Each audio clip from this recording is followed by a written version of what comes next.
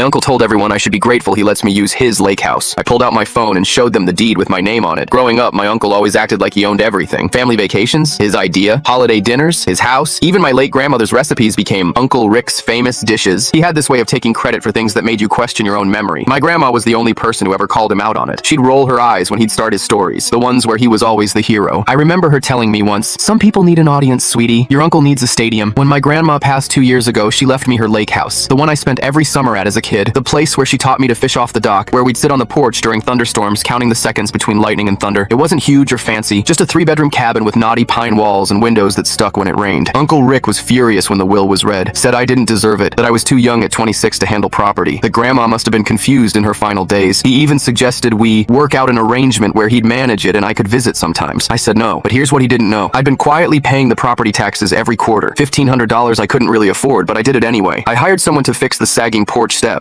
replace the water heater when it died last winter, had the septic system inspected. I did all of this without telling anyone because I knew if Uncle Rick found out I actually owned it, he'd make my life miserable, and I kept letting the family use it for free. My parents would go up for weekends. My cousins would ask to borrow it for their anniversary. I always said yes. Never mentioned ownership. Never asked for gas money or cleaning fees. Just wanted to keep the peace and honor what grandma would have wanted. Last weekend was the big family reunion at the lake house. 50 people coming from 4 states. My mom had been planning it for months, and Uncle Rick had somehow positioned himself as the host. He sent out the invitations, assigned people to bring dishes, even created a Facebook event where he posted photos of the house with captions like, "Can't wait to have everyone at the lake." I drove up Friday night to help set up. The place looked good. I'd had the lawn mowed, the dock repaired, everything ready. Uncle Rick was already there, showing my cousins around like he was giving a mansion tour. "Yeah, I've been thinking about putting in a hot tub over here," he said, gesturing to the side yard. My jaw tightened, but I didn't say anything. Saturday evening, everyone gathered for the big dinner. Folding tables stretched across the yard, kids running around with sparklers, the smell of grilled burgers in the air. It was actually nice. I was sitting with my younger cousins when Uncle Rick stood up, wine glass raised, calling for everyone's attention. He thanked everyone for coming to his place, talked about how much it meant to him to carry on grandma's legacy. Then he dropped it, said he was thinking about selling the property soon, maybe buying something bigger, something that could accommodate the family better. "Real estate market's hot right now," he said with a grin. My mom looked confused. She knew the truth. My dad was already half standing up, about to say something, but I caught his eye and shook my head. Not yet. That's when Uncle Rick's eyes landed on me. He was a few drinks in, feeling bold. He raised his glass in my direction and said loud enough for everyone to hear, "You know, you should really be more grateful I let you crash here whenever you want. Not everyone would be so generous with family." A few people chuckled awkwardly. My aunt looked down at her plate. One of my cousins whispered something to her husband. I stood up slowly, pulled out my phone, and walked over to the TV we'd set up for a slideshow later. I connected it via Bluetooth. The screen lit up. I opened my photos and selected the one I'd taken last week, just in case. The property deed filled the 75-inch screen, crystal clear, the county seal, the legal description, and right there in the middle, under owner of record, my full name. Not Uncle Rick's, mine. Uncle Rick's wine glass stopped halfway to his mouth, his face draining of color as 50 pairs of eyes moved from the screen to him and back again. I looked straight at him and said, "Actually, you've all been guests at my house this whole time."